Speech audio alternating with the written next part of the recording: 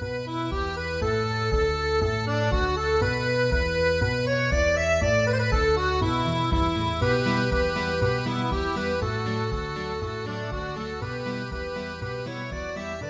there, it's Kevin with Roguedeckbuilder.com here with spoiler season for Born of the Gods. The first interesting spoiler we've received so far is Kiora the Crashing Wave.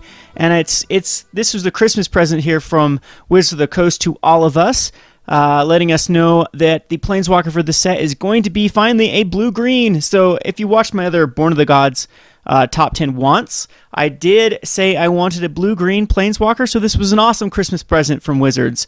So here's my little review of Kiora the Crashing Wave. I think it's a really cool card.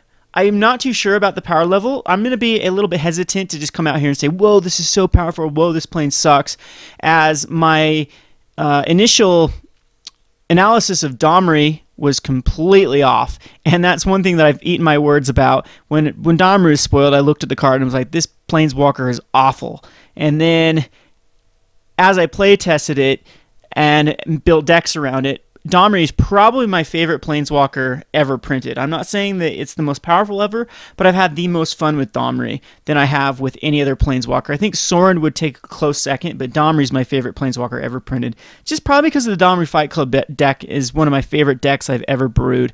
So I am looking forward to brewing with Kiora. The only problem is if you compare Kiora here, we'll go over her abilities, but let's just compare with Jace, Architect of Thought, and see if she's even playable as long as Jace is still in the format. I mean, they both will go... Jace is, of course, a lot more splashable than Kiora.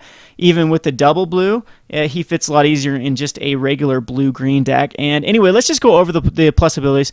Don't know how well the resolution is on this one, but anyway, the +1 of Kiora and she starts out with 2 loyalty counters, so by far she is the lowest Planeswalker for 4 mana. Only starts with 2, so if you immediately minus her, she's down to 1. Pretty easy to take out with any sort of burn strategy. And you got to realize that Hero's Downfall is in the format, and we'll talk about that later and why that's important, and even cards like Dreadbore. So Kiora the Crashing Wave, it says until end of next turn, prevent all damage that would be dealt to and dealt by target permanent and opponent controls. So it's kind of it's not bad at all ability against any sort of strategy that's trying to kill you with 1 or 2 cards, but unfortunately Standard right now seems to be a very creature-oriented and a lot of weenie-oriented strategies. Like against Mono Blue, this isn't very powerful whatsoever, as it could just shut down the Nightvale Spectre. And yes, they won't get a card off of the Nightvale Spectre because it'll be preventing the damage, but you still have to deal with like Cloudven Raptor, you still would have to deal with Frostburn Weird. There's plenty of things you'd have to. And so she's not the answer Jace is against those decks to really give them a bad decision whether to attack into player or to attack into Jace. And when you +1 Jace, it negatives their power by 1, all creatures' power by 1. And a lot of times, like I said, either Jace is absorbing an insane amount of damage for them to get through, or you're just plain shutting them down, like giving them just horrible options whether to attack you or attack Jace and whatnot. With Kiora, putting her up to just 3 life is still pretty easy for like a Judge's Familiar and a Cloudven Raptor that's a 2/2 or 2/3 to get through, kill Kiora, and Kiora is just basically absorbed maybe 2 damage from Nightvale Spectre or whatnot. And I thought this initially would be good against like Mono Black, but even Pack Rat tokens at this point could become so overwhelming that Kiora doesn't really help against that. I mean, it's really good against Desecration Demon because it comes out the same turn, and then you can basically nullify Desecration Demon, and then when you finally have the answer to bounce it or whatnot, you're going to start to get some card advantage out of Kiora. So the +1 ability is okay. It's not nearly as good as everyone thinks it's going to be. I would even say that the +0 ability out of Xenagos is a little more powerful, putting a 2/2 haster into play, protects him a little bit better, or at least advances your board state, whereas, even though it is a +0 ability, I mean, it's not advancing the Xenagos as a Planeswalker, but it still is advancing your board state, whereas Kiora, if they don't have a target that's pertinent, and you don't really want her to, I mean, if you're trying to get up to -5, which I don't think is ever going to happen with Kiora, it just... Yeah, I mean, I guess it's an emblem, though. I guess I misread it. I mean, the emblem is very powerful if you can get up to -5, so maybe it's going to go in a nice little bank control list as a finisher. Again, that's what I'm saying. I'm not gonna jump to conclusions about this card without testing it against the metagame, because right now scenarios are just playing out in my head what she's good against and what she's bad against. In the majority of decks, I really don't, and having experience playing the UG Flash deck or just some some blue-green control type decks.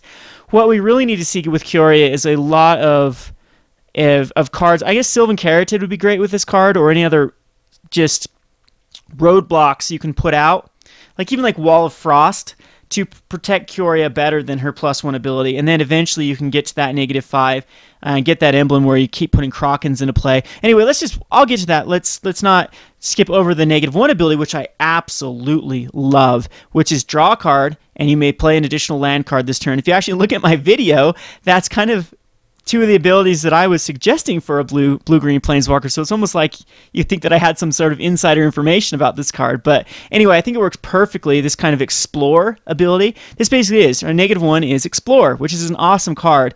But again, she's already down to a 1, so at this point you have to use her, but she's very similar to Jace, Architect of Thought. If you're playing against a control list, you're going to be getting card advantage basically every other turn. You're going to be able to get card advantage, and that you may play additional land.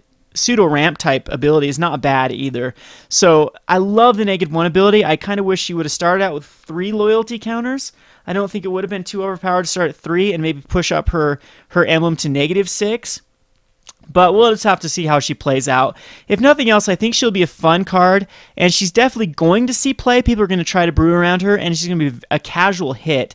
So I don't think she's going to be a $35 Planeswalker. I think the right ballpark is going to be around $8 to $10 eventually, depending on how popular this set is. It's going to be a smaller set, so more of these may be opened. Usually second sets are quite opened. And third sets, where you're drafting one of each pack, third sets are miserably open because they're only out for I believe 2 months before the M set comes out, like M15 will come out. But this set's going to be drafted very, very heavy. I think you draft 2 of these and 1 of Theros, and I'm thinking the supply for this set is going to be quite high, and we're going to be approaching standard season as well, so maybe the supply won't be as high as Theros, because we did calculate just from the PTQs alone how many just insane amounts of packs were being opened for the PTQ season being sealed. 6 packs per person, and a lot of these PTQs were driving in 200 plus people.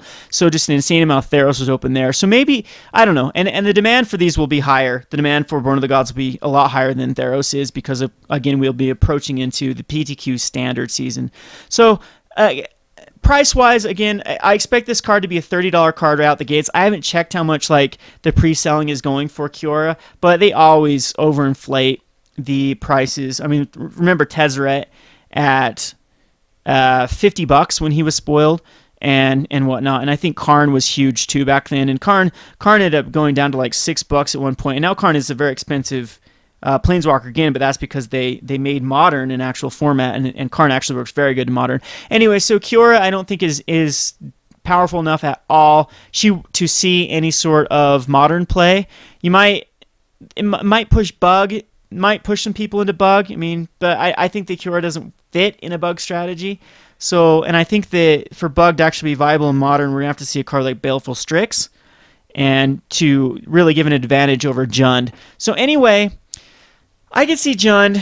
I mean, we call Jund. I don't know, because it is the Jund shell, and usually they're splash white. I've seen Jund splash blue before, and maybe they could go this direction because they've always wanted a replacement for the Bloodbraid Elf, but I highly doubt that Kiora is that replacement. But a very fun card nonetheless. Let's get on to her emblem. So again, it only starts at 2, so you immediately get her up to +1, which still puts her in Lightning Strike range, which is a very big factor. Out of Magma Jet range, but not out of Skullcrack and Lightning Strike range. So I'm expecting this card to be terrible versus Burn, which is still a very good strategy. And if Burn gets another efficient Burn card, wow, oh wow, is that deck going to be amazing. So depending on how popular Burn is going to be, Kiora she's kind of hard to protect, because you have to wait for her 4th turn, maybe even later, to kind of protect her, because protecting her +1 ability is, like I said, it's very situational protection. It doesn't, like all the decks, White Weenie, RG Blitz, we have any sort of red deck win strategy, like Burn, even Mono Black if they start going crazy with Pack Rats, then the +1 ability is not that great. The Kiora is still going to die as 3 damage, and basically it was just 4 mana to absorb 3 damage, which isn't that great. So anyway, but if you can get her up to her emblem, like I said, this emblem is sick. It says -5, you get an emblem at the beginning of your end step. So that was so cool about this is you get value out of it immediately. Basically, that turn you're going to get a 9/9 Kraken in a turn, and there's nothing in Magic that can get rid of emblems. So basically, this card says, have fun control with my 9/9 blue creature tokens at every one of my end step. So, and 9/9, it doesn't have any sort of evasion, so they could get chump blocked for tokens all day long. So against like Assemble Legion decks, of course, this card won't be a finisher. But I mean, blue-green is predominantly a bounce strategy type deck, and a lot of times that's all you need to do is like Cyclonic Rift, Overload, swing with your 2 Kraken tokens, win the game type thing. So I'm thinking that a lot of people's strategy will be trying to get this guy up to its, or get this girl up to her emblem status. But mainly I think that we're going to be using this card as sort of a kind of like Jace Architect of Thought. So now that I've mentioned Jace Architect of Thought, let's compare the two. I'm going to bring up Jace here. See, Jace starts out 4 loyalty counters. It's very similar because the -2 is basically card draw. You're revealing the top 3 cards, and you usually get 1 card, either 2 lands or 1 card. Usually is what sometimes or a land and a card or a better card is usually what Jace ends up being. But Jace's -8 is harder to get to. Well, let's see, starts at 2 versus starts at 4, so you have to get Jace up by 4. So it's easier to actually get Kiora's ultimate off than Jace's. But the thing about Jace is Jace's +1. I think is a lot more versatile than Kiora's. Again, I'll just have to wait till it sees how we see it play out. But I think that the 4 loyalty that immediately goes up to 5 is a huge advantage if you're just trying to protect Jace, rather than, and then again, Jace protects himself against the Swarm, but doesn't really protect himself against like a big Loxodon and Smiter, whereas Kiora protects itself against the Desecration Demon, Loxodon and Smiter, Fatty, but does not protect against the Swarm. So there's kind of that trade-off. And again, I think the -1 versus -2 is pretty much wash with how the loyalty they start out with, because you're going to be able to use Kiora's like every other turn. Jace, it's going to be a lot harder to use a -2 efficiently. So anyway, that's the comparison of the two. Again, I'm not gonna jump to any sort of conclusion about whether Kiora is absolute garbage or just crazy overpowered. We'll wait to see how it plays out.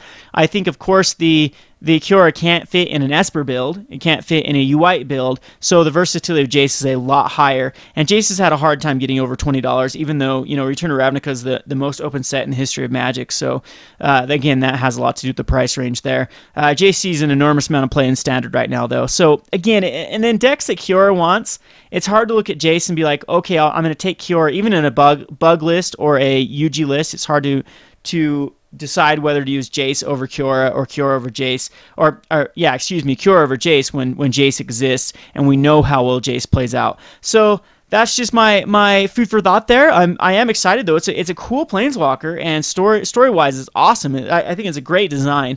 Again, I probably would have liked to see this at 3 counters, but that might have been a little too powerful, as you could just go 3 -1 -1 -1, and you get a ton of cards out of Kiora if they can't answer immediately, and a ton of ramp. And I'm not going to discount that ramp from right now. So anyway, that is my little spoiler. That's spoiler season. Hopefully we get to see some cool new spoilers. That's 1 for 1 right now on my top 10 list. So good job, Wizards of the Coast, for at least fulfilling one of my needs or my wants from the Born of the Gods set. So anyway, since it's Christmas time, I've got a Roguedeckbuilder playmat that I'm going to be giving out for a random analysis. So just comment on this video and tell me what you like about Kiora, what you don't like about Kiora. Just give me your own little small little paragraph of analysis of Kiora.